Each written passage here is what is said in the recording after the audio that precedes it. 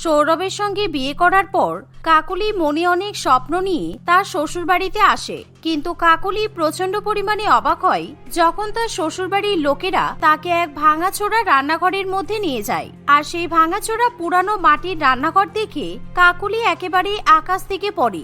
সে কিছুই বুঝে উঠতে পারে না যে নতুন বউকে এরকম ভাঙাচোরা মাটির রান্নাঘরে কেন গৃহপ্রবেশ করানো হচ্ছে, কিন্তু সে বাড়িতে নতুন হওয়ায় কোনো কথা বলতে পারে না। তবে সে মনে মনে আকাশ পাতাল চিন্তা ভাবনা করতে থাকে। সৌরভ তো বলেছিল ওরা নাকি অনেক বড় লোক, ওদের নাকি 3 তলা বাড়ি আছে, তাহলে আমাকে এরকম ভাঙাচোরা একটা রান্নাঘরে কেন নিয়ে এলো? তাহলে কি সৌরভ আমাকে মিথ্যা কথা বলেছে? আমি তো কিছুই বুঝতে পারছি না। কি হলো নতুন বৌমা, তোমাকে দেখে মনে হচ্ছে তুমি বড্ড অবাক হচ্ছ। অবাক হওয়ার তো কিছু নেই, আজ থেকে তোমাকে এই রান্নাঘরেই থাকতে হবে। আজকে থেকে এটাই তোমার শ্বশুর বাড়ি, তুমি এখানেই থাকবে, এখানেই রান্না বান্না করবে আর এখানেই ঘুমাবে। মা, এসব তুমি কি বলছো? আমরা এখানে কিভাবে থাকবো? আর আমাদের এত সুন্দর এত বড় ঘর থাকতে আমি আমার বউকে নিয়ে এরকম ভাঙাচোরা রান্না করে কেন থাকবো? তুমি কি আমাদের সঙ্গে মজা করছো? তোদের সঙ্গে মজা করার মতো সময় আমার কাছে নেই। আর তাছাড়া আমি তো একবারও বলিনি যে এই রান্নাঘরে তোকেও থাকতে হবে। এই রান্নাঘরে আমি শুধু এই গরিব মেয়েটাকে থাকার কথা বলেছি, কারণ আমি খুব ভালো করেই জানি এই গরিব মেয়েটা এরকম ভাঙাচোরা বাড়িতেই থেকে অভ্যস্ত। এই গরিব মেয়ে আমাদের বড় লোকের বাড়িতে আরামে থাকতে পারবে না, সেই জন্যই আমরা তোর বউয়ের এখানে থাকার ব্যবস্থা করেছি। মা, এটা কিন্তু তুমি একদমই ঠিক করলে না। তুমি এরকম ভাবে কাকুলিকে কষ্ট দিতে পারো না। যা হয়েছে তুমি ভুলে যাও মা। কাকুলি এখন আমাদের বাড়ির বউমা, তাই আমরা যেভাবে থাকবো কাকুলি আমাদের সঙ্গে সেভাবেই থাকবে। তুই হয়তো ভুলে গেছিস বিয়ের আগে তুই আমাকে কি কথা দিয়েছিলি, তাই এখন তোর মুখে এই কথাগুলো মানায় না। তোর এত সমস্যা হচ্ছে কেন? দেখ তো, আমার নতুন বৌমার তো কোনো সমস্যাই হচ্ছে না। আসলে নতুন বৌমা, আমি শুনেছি মাটির উনুনে রান্না করা খাবার খেলে স্বাস্থ্য ভালো থাকে, কিন্তু আমরা তো বড় লোক, তাই মাটির উনুনে রান্না করা খাবার খাওয়ার সৌভাগ্য আমাদের জোটেনি। কিন্তু এবার তো আমাদের বাড়িতে গরিব বৌমা এসেছে, এবার আমরা মাটির উনুনে রান্না করা খাবার খেতে পারবো কি, তাই তো? এই বলে মোহনা দেবী তার পরিবারকে নিয়ে সেখান থেকে চলে যায়। নিজের পরিবারের কাছ থেকে এরকম ব্যবহার পেয়ে সৌরভের ভীষণ পরিমাণে খারাপ লাগে, আর কাকলিরও চোখে জল চলে আসে। আসলে কাকলি এক গরিব পরিবারের মেয়ে ছিল, কিন্তু সৌরভ ছিল খুবই ধনী পরিবারের ছেলে, আর তারা একই এলাকায় বাস করত। ছোটবেলা থেকে তারা একই সঙ্গে খেলাধুলা করে বড় হয়েছে। তারা একে অপরকে পছন্দ করে বিয়ে করার সিদ্ধান্ত নেয়, কিন্তু পাড়ার কয়েকজন প্রতিবেশী তাদের এই সম্পর্কের ব্যাপারে সৌরভদের বাড়িতে গিয়ে জানিয়ে দেয়। এর ফলে মোহনা দেবী প্রচন্ড পরিমাণে রেগে যায়। তুই একবারও আমাদের মান সম্মানের কথা চিন্তা করলি না? তুই নাকি একটা গরিব ঘরের মেয়েকে পছন্দ করেছিস। ওরকম একটা ভিখারি বাড়ির বস্তির মেয়ের সঙ্গে সম্পর্ক রাখতে তোর লজ্জা করলো না? এখনো সময় আছে, খুব বেশি দেরি হয়নি। ওই মেয়েটাকে ভুলে যা, আমি অনেক ধনী পরিবারের মেয়ের সঙ্গে তোর বিয়ে দেব। কাকলি গরিব, তাতে আমার কোনো সমস্যা নেই। আর আমি সিদ্ধান্ত নিয়েছি আমি কাকলিকেই বিয়ে করব। আর তোমরা যদি আমার সঙ্গে কাকলির বিয়ে না দাও তাহলে আমি সারা জীবন অবিবাহিত থেকে যাব। ও, তুই তাহলে যখন সিদ্ধান্ত নিয়েই ফেলেছিস তাহলে আমি আর কি বলবো। এখন তো তোর কাছে ওই মেয়েটাই সবকিছু। ঠিক আছে, আমি ওই মেয়েটাকে মেনে নেব, কিন্তু আমার একটা শর্ত আছে। বিয়ের পর ওই মেয়ে আমাদের বাড়িতে যখন আসবে তখন আমি ওকে যেভাবে থাকতে বলবো ওকে সেভাবেই থাকতে হবে, আর আমি যা বলবো আমার সব কথা শুনে ওকে চলতে হবে। কাকুলি যে কতটা সংস্কারী মেয়ে তোমার কোনো ধারণা নেই। কাকুলি বাড়ির বোমা হয়ে আসার পর তো অবশ্যই তোমার সব কথা শুনে চলবে, কারণ কাকুলি খুবই ভালো মেয়ে। তুমি দেখবে ও খুব ভালো মতো আমাদের সংসারটা সামলে নেবে। ঠিক আছে, তুই তাহলে বিয়ের ব্যবস্থা কর। এই শুনে সৌরভ খুবই খুশি হয়ে সেখান থেকে চলে যায়। মা, এটা তুমি কি করলে? দাদাকে তুমি ওই গরিব মেয়েটাকে বিয়ে করার জন্য অনুমতি দিয়ে দিলে? তোমার মাথায় কি চলছে বলো তো? তোর দাদার সঙ্গে কথা বলে আমি যেটা বুঝতে পারলাম, ওই মেয়ে তোর দাদার মাথাটা পুরোপুরি ভাবে খেয়ে ফেলেছে। এখন যদি আমি এই বিয়েতে অনুমতি না দিই তাহলে তোর দাদা বাড়ি ছেড়ে চলে যেতে পারে, কিন্তু আমি এটা হতে দেব না। তবে ওই গরিব মেয়েটাকে আমি এই বাড়িতে শান্তিতে থাকতেও দেব না। ওর উপর এমন অত্যাচার করব ও নিজেই আমার ছেলেকে ছেড়ে চলে যাবে। এমনই ভাবনা চিন্তা করে মোহনা দেবী তার নতুন বৌমাকে ছোট্ট একটা রান্নাঘরে থাকতে দেয়। আর সেই রান্নাঘর পুরোপুরি ভাবে মাটির তৈরি ছিল। সেখানে শুধুমাত্র একটা মাটির উনুন আর কিছু বাসনপত্র ছাড়া আর কোনো জিনিসই ছিল না।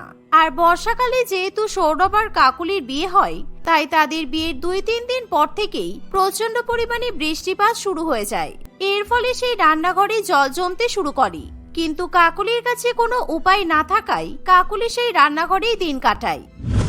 একদিন, এই মেয়ে, আজকে খুব সুন্দর বৃষ্টি পড়ছে, আর আজকে আমার আর আমার মেয়ের গরম গরম পকোড়া আর কফি খাওয়ার ইচ্ছে করছে। তুমি আমাদের জন্য গরম গরম পকোড়া আর কফি বানিয়ে নিয়ে এসো। ঠিক আছে মা, আপনারা বসুন, আমি এখনই আপনাদের জন্য পকোড়া বানিয়ে নিয়ে আসছি। এই বলে কাকলি রান্নাঘরে পকোড়া বানাতে চলে যায়। কিন্তু সে যখন পকোড়া ভাজতে যাবে তখন সে দেখে যে রান্নাঘরের ছাউনির উপর থেকে টুপটাপ করে জল পড়ছে। আর এই দেখে কাকলি খুবই অবাক হয়। আর তখনই সে তার শাশুড়ি মায়ের কাছে এসে বলে, মা, এই বৃষ্টির মধ্যে রান্নাঘরে কিছুতেই রান্না করা সম্ভব নয়, কারণ ওই রান্নাঘরটা অনেক দিনের পুরানো, তাই ওই ছাউনিটা একদম নষ্ট হয়ে গেছে। রান্নাঘরের ছাউনি থেকে টুপটাপ করে বৃষ্টির জল পড়ছে। এরকম বৃষ্টি জলের মধ্যে আমি কিভাবে রান্না করব? আজকের দিনটা যদি আমি আপনাদের রান্নাঘরে রান্না করি তাহলে কি খুব সমস্যা হবে? তুমি ভাবলে কি করে আমি আমার মডিউলার কিচেনে তোমাকে ঢুকতে দেব? তোমার যোগ্যতা আছে আমাদের বড় লোকেদের রান্নাঘরে রান্না করার? তুমি কখনো ওরকম রান্নাঘর চোখে দেখেছো? ওই রান্নাঘরে যা যা আধুনিক জিনিসপত্র আছে তুমি কখনো ব্যবহার করেছো? তুমি গরিব বাড়ির মেয়ে, আর তুমি যেটা পাওয়ার যোগ্য তোমাকে সেটাই দেওয়া হয়েছে। ওই রান্নাঘরে তোমাকে আমি রান্না করতে দেব না। নিজের শাশুড়ি মায়ের মুখে এমন কথা শুনে কাকলির খুবই খারাপ লাগে। তাই সে মন খারাপ করে আবার রান্নাঘরে পকোড়া বানাতে চলে যায়। সে দুঃখী মনে আবার পকোড়া ভাজতে শুরু করে। কিন্তু হঠাৎ করে রান্নাঘরের ছাউনি থেকে জল এসে গরম গরম তেলের উপর পড়ে। এর ফলে কড়াইয়ের তেল ছিটকে কাকলির হাতে পড়ে। আর কাকলি জ্বালা যন্ত্রণায় চিৎকার করে ওঠে, আহ, আমার হাত! আমি কোনোদিনও ভাবতে পারিনি সৌরভকে বিয়ে করার পর আমাকে জীবনে এতটা কষ্ট পেতে হবে। সৌরভের মতো বড়লোক ছেলেকে বিয়ে করে আমি জীবনের সবচেয়ে বড় ভুল করেছি। হে উপরওয়ালা, তুমি আমাকে আর কত কষ্ট দেবে? আমি আর কত কিছু সহ্য করব? কাকলির কাছে কোনো উপায় না থাকায় সেই পুড়ে যাওয়া হাত নিয়ে আর চোখে জল নিয়ে কাকলি পকোড়া ভেজে তার শাশুড়ি মা এবং ননদকে দিয়ে আসে। আর কাকলির হাত পুড়ে গেছে দেখে তার ননদ এবং শাশুড়ি মা দুজনেই প্রচন্ড পরিমাণে হাসাহাসি করে। বৌদি, তোমার হাত পুড়ে গেছে বলেই পকোড়াগুলো খেতে এত টেস্টি হয়েছে। থ্যাংক ইউ সো মাচ এত ভালো ভালো পকোড়া বানিয়ে খাওয়ানোর জন্য। আর হ্যাঁ বৌদি, আজকে রাতে কিন্তু আমরা বিরিয়ানি খাবো, তাই তুমি আমাদের জন্য মটন বিরিয়ানি রান্না করবে। আর হ্যাঁ, আজকে যেহেতু বৃষ্টি হচ্ছে আমি কিন্তু তাড়াতাড়ি ডিনার করে ঘুমিয়ে পড়বো। রাত 8টার মধ্যে রান্না বান্না কমপ্লিট হয়ে যাওয়া চাই, ওকে? আর হ্যাঁ, আজকে কিছু আত্মীয় স্বজন আমাদের বাড়িতে আসবে। আমি আমার বাপের বাড়ির লোকজনকে আজকে নিমন্ত্রণ করেছি, মোটামুটি 10-12 জন ধরো। তাই তুমি সবার জন্য বেশি বেশি করে বিরিয়ানি রান্না করবে, আর বিরিয়ানির সাথে চিকেন আর মটনের আইটেমও থাকবে। কাকলি কোনো কথা না বলে রান্নাঘরে চলে যায়। আর বৃষ্টির মধ্যে ভিজে ভিজেই তাকে কোনো রকমই রান্না করতে হয়। এমনকি সেই রান্নাঘরে প্রচন্ড পরিমাণে জল জমে যাওয়ায় কাকলি এবং সৌরভ যেই বিছানার উপর ঘুমাতো সেই বিছানাটাও পুরোপুরি ভাবে ভিজে যায়। আসলে সেই রান্নাঘরে কোনো খাট ছিল না। সৌরভ এবং কাকলির থাকার জন্য মোহনা দেবী শুধুমাত্র একটা গদি রান্নাঘরে রেখেছিল। আর সেখানেই সৌরভ এবং কাকলি দুজনে মিলে কষ্ট করে ঘুমাতো। কাকলি, আজকে তো আমাদের এই গদিটা ভিজে গেছে, আমরা ভিজে বিছানাতে কিছুতেই ঘুমাতে পারবো না। চলো আজকে আমরা আমাদের ভালো রুমে ঘুমাবো। আর মা কিছু বললে আমি বুঝে নেব, কারণ এরকম বৃষ্টির জলের মধ্যে কেউ ঘুমাতে পারবে না। চলো।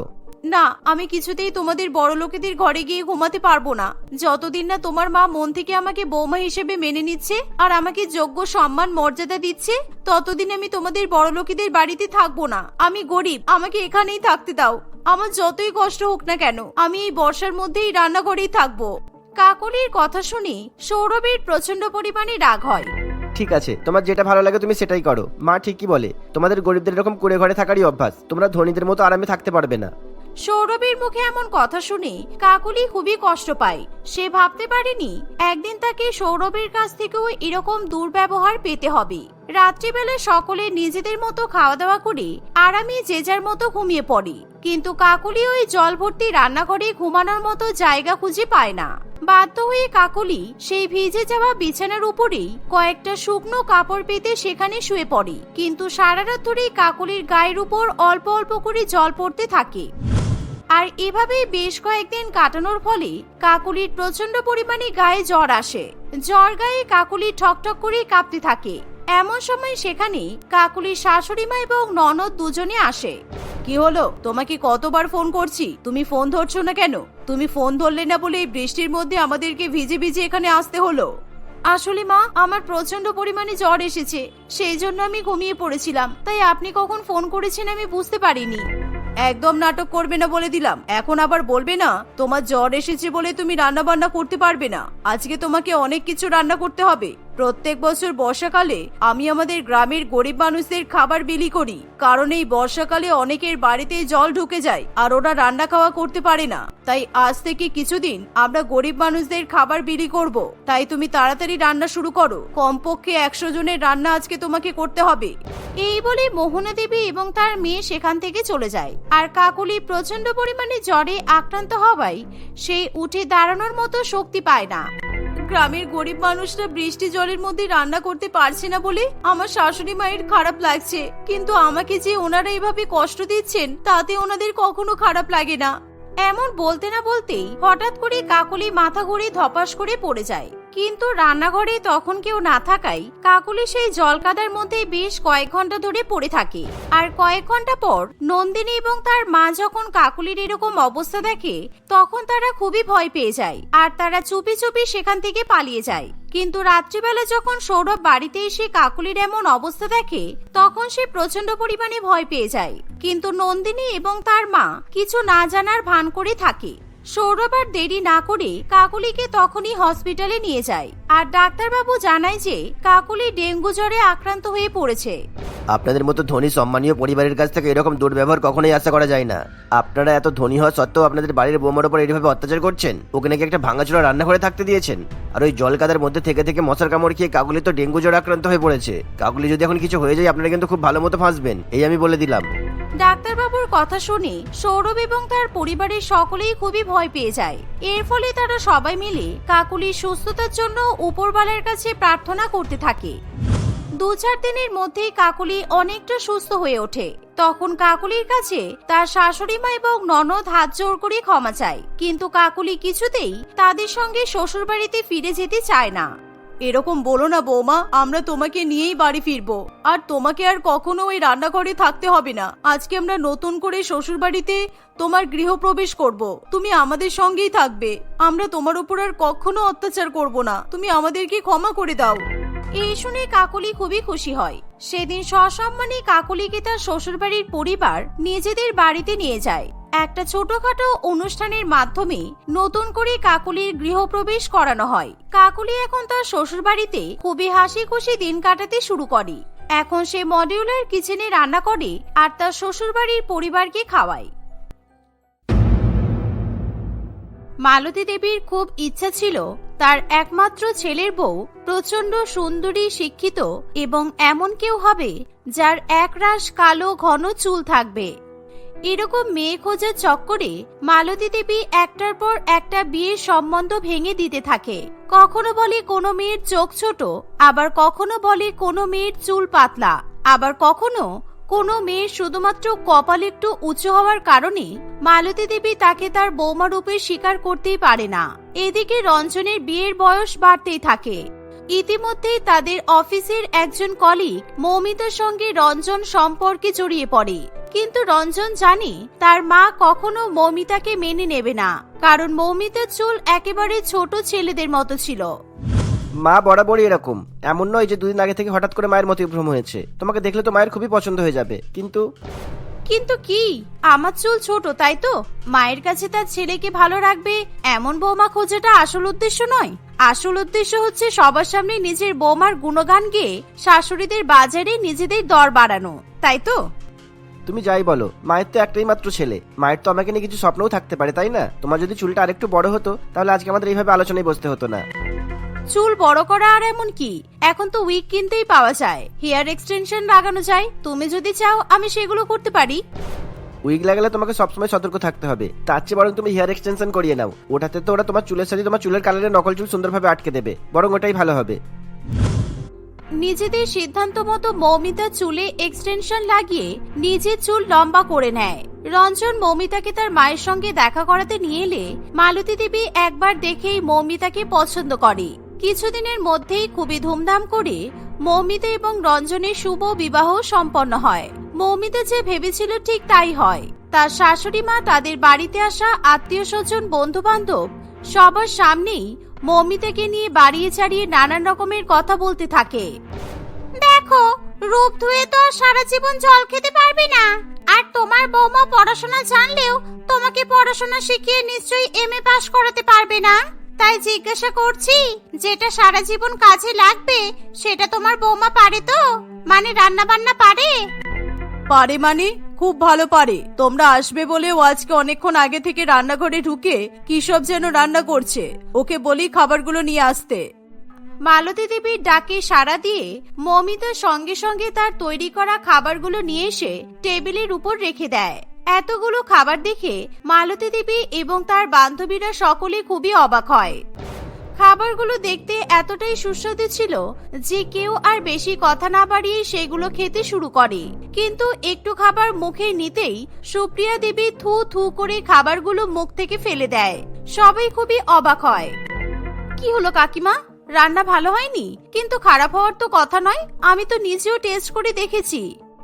তোমার হাতে রান্না খেতে আমরা এখানে এসেছিলাম, তোমার মাথার চুল খেতে নয়। ইস মাগো, আমার গা গুলিয়ে বমি পাচ্ছে। এক চামচ খাবার মুখে নিতেই এত বড় চুল মুখে পড়বে আমি তো ভাবতেও পারিনি। চুল খাবারে? কি বলছো কি? বৌমা বিয়ে করে এখানে এসেছে প্রায় 1 সপ্তাহ হতে চললো, তারপর থেকে তো ওই সমস্ত রান্না করে। এমন তো আগে হয়নি কখনো। তাহলে হয়তো তোমার বৌমা ইচ্ছা করে আমাদের খাবারে চুল দিয়েছে, আর না হলে তুমি তোমার বৌমাকে বাধ্য করেছো আমাদেরকে অপদস্থ করার জন্য। তাই জন্যই তো এরকম একটা কাণ্ড ঘটিয়েছে। বৌমার চুল সুন্দর বলে এভাবে লোককে অপমান করে সেটা বোঝাবে? মালতী দেবী কিছু বুঝে উঠতে পারে না সে কি করবে বা কি বলবে। তার বান্ধবীর এভাবে অপমানিত হয়েছে দেখে মালতী দেবীরও ভীষণ খারাপ লাগে। ভেবেছিলাম বৌমার সুন্দর চুল থাকলে সবাই বৌমার সাথে সাথে আমারও প্রশংসা করবে। এখন তো দেখছি এই লম্বা চুলই আমার কাল হলো। ইস কি লজ্জার ব্যাপার। আমি তো ইচ্ছে করে করিনি বলুন মা, আপনাদের এখানে জল বোধহয় আমার স্যুট করছে না, তাই একটু বেশি হেয়ার ফল হচ্ছে। ওটা যে খাবারে পড়বে সেটা তুমি কখনো কল্পনাই করিনি। এই ঘটনার পরে তো মনে হচ্ছে তুমি ন্যাড়া হলে বোধহয় আমার মান সম্মানটা বেঁচে যেত। কালকে যে কি করে আমি আমার বান্ধবীদের মুখ দেখাবো সেটাই আমি ভেবে পাচ্ছি না।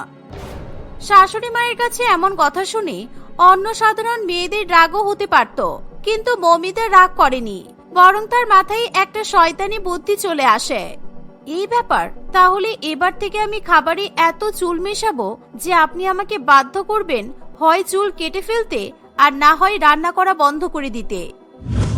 সেদিনের পর থেকে ইচ্ছা করে মমিতা খাবারে একটা দুটো করে চুল মেশাতে থাকে।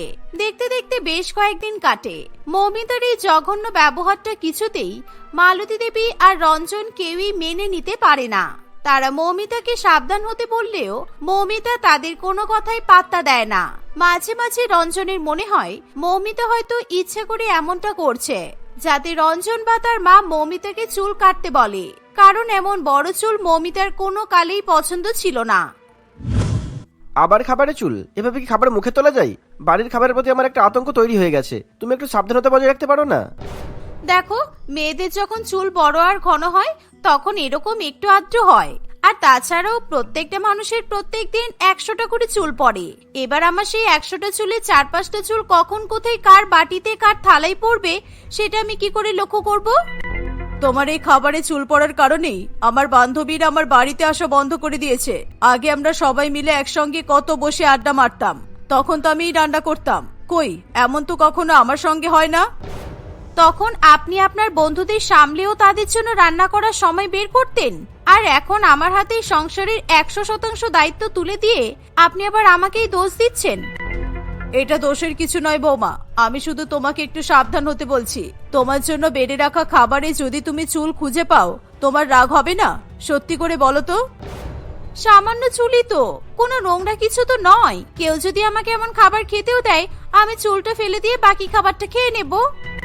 তোকে আমি বলেছিলাম খোকা, আমি আমার বাড়ির জন্য মডার্ন বৌমা আনবো। তুই তো আমাকে একবারও বলিসনি শিক্ষিত এবং মডার্ন মেয়েরা এরকম নোংরা হয়। ছি। এক কথা দু কথা থেকে মৌমিতা এবং মালতী দেবীর মধ্যে তুমুল ঝগড়া শুরু হয়।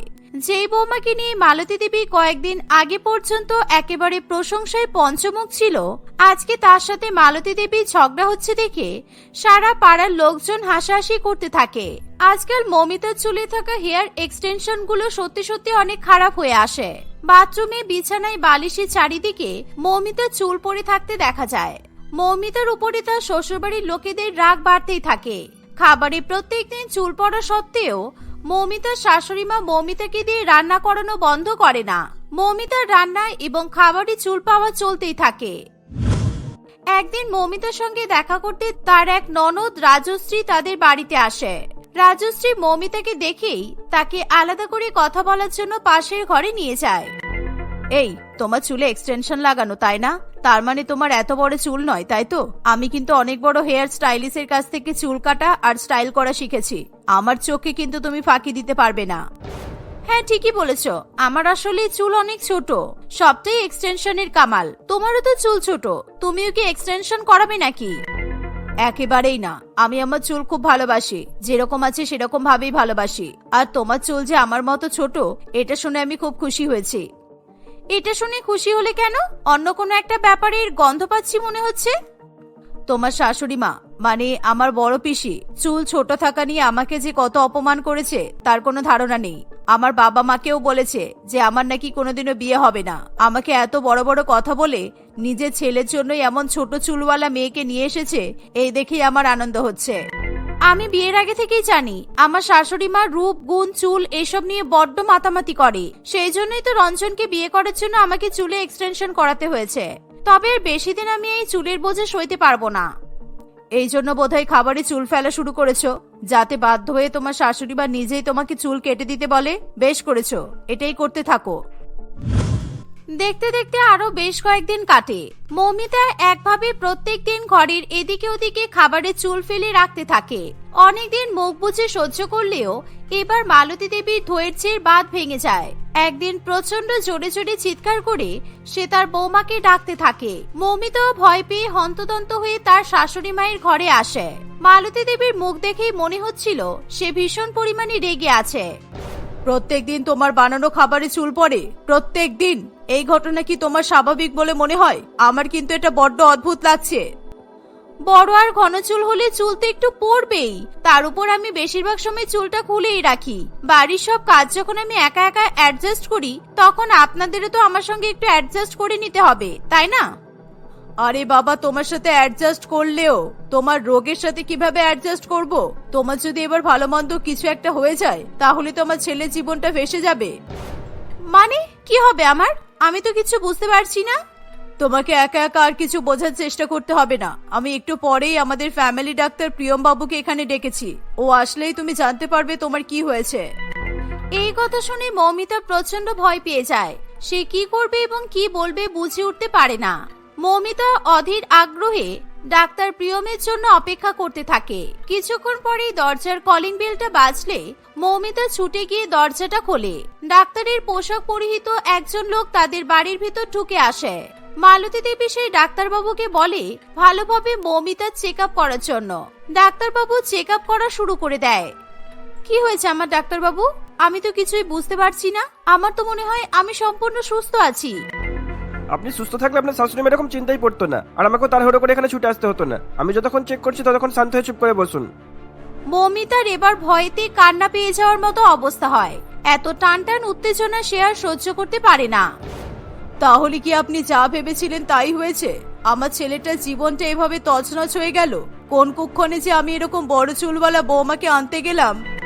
যা সন্দেহ করেছিলাম তাই হলো। ওনার আসলে অ্যালোপেসিয়া হয়েছে। এবার আস্তে আস্তে ধীরে ধীরে আপনার সমস্ত চুল পড়ে যাবে, আর কয়েক মাসের মধ্যে আপনি একেবারে ন্যাড়া হয়ে যাবেন। আর কখনো আপনার মাথায় বা সারা শরীরে কোথাও লম্বা চুল গজাবে না। আপনারা এতটা শিওর কিভাবে হচ্ছেন যে আমার অ্যালোপেশিয়াই হয়েছে? আমি তো কখনো চেক আপ করাইনি। আপনার এরকম চারিদিকে চুল পড়ছে দেখে আপনার শাশুড়ি মামকে বলেছিল। আমি ওনাকে বলেছিলাম আমার কাছে দু একটা চুল নিয়ে এসে পরীক্ষা করে যেতে। আর এমনি আমি অনেক আগেই আপনার চুল পরীক্ষা করেছিলাম। এখন শুধু সামনাসামনি এসে আপনাকে দেখে নিলাম। আপনার সত্যি অ্যালোপেসিয়া হয়েছে, আর কিচ্ছু করার নেই।